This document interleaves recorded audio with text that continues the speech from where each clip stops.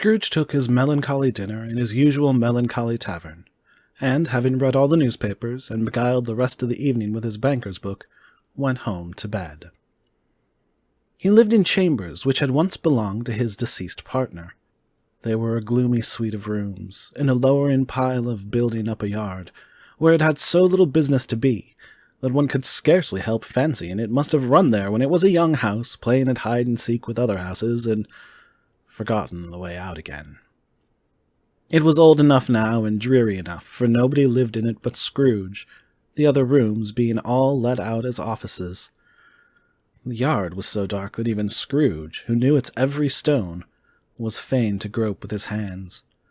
The fog and frost so hung about the black old gateway of the house that it seemed as if the genius of the weather sat in mournful meditation on the threshold.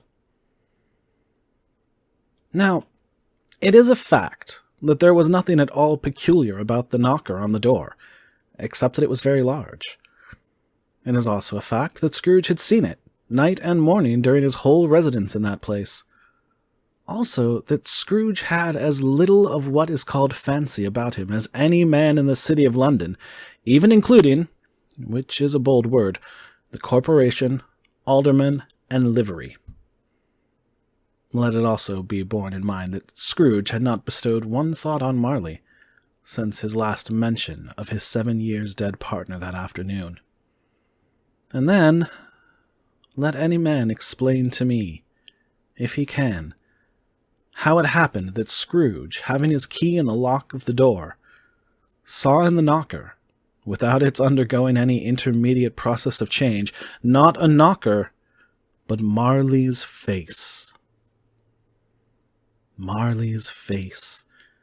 It was not an impenetrable shadow as the other objects in the yard were, but had a dismal light about it, like a bad lobster in a dark cellar. It was not angry or ferocious, but looked at Scrooge as Marley used to look, with ghostly spectacles turned up on its ghostly forehead. The hair was curiously stirred, as if by breath or hot air, and though the eyes were wide open, they were perfectly motionless. That, and its livid color, made it horrible. But its horror seemed to be in spite of the face and beyond its control, rather than a part of it, its own expression. As Scrooge looked fixedly at this phenomenon, it was a knocker again. To say that he was not startled, or that his blood was not conscious of the terrible sensation to which it had been a stranger from infancy, would be untrue. But he put his hand upon the key he had relinquished, turned it sturdily, walked in, and lighted his candle. He did pause, with a moment's irresolution, before he shut the door, and he did look cautiously behind it first, as if he half expected to be terrified with the sight of Marley's pigtails sticking out into the hall. But there was nothing on the back of the door except the screws and nuts that held the knocker on, so he said, "Puh! Puh!" and closed it with a bang. The sound resounded through the house like thunder. Every room above, and every cask in the wine merchant's cellars below, appeared to have a separate peal of echoes of its own. Scrooge was not a man to be frightened by echoes. He fastened the door and walked across the hall, and up the stairs, slowly, too, trimming his candle as he went. You may talk vaguely about driving a coach and six up a good old flight of stairs, or through a bad young Act of Parliament, but I mean to say you might have got a hearse up that staircase, and taken it broadwise, with the splinter bar towards the wall and the door towards the balustrades, and done it easily.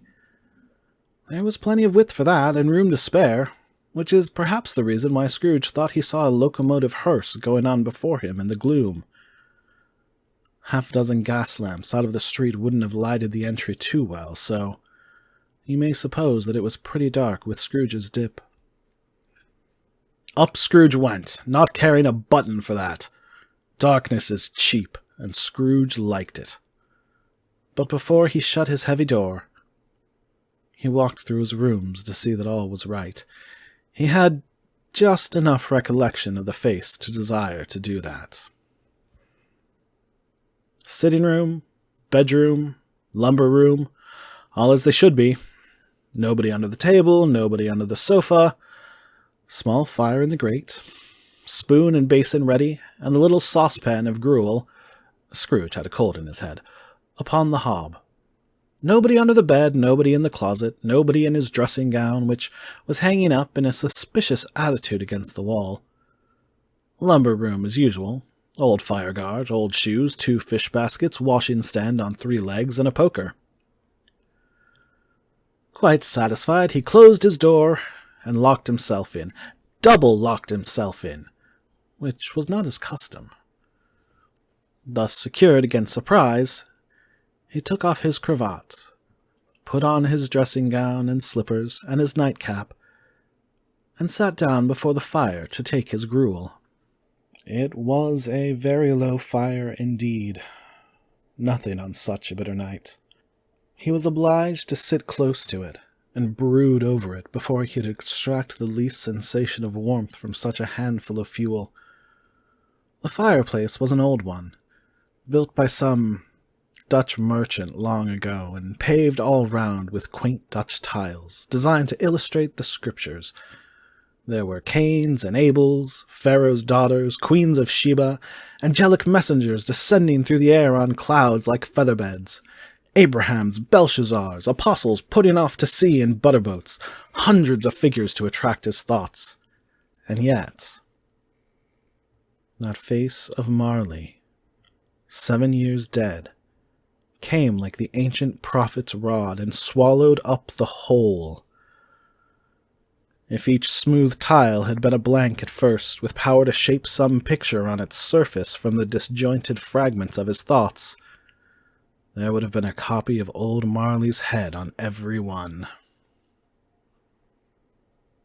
"Humbug!" said Scrooge, and walked across the room.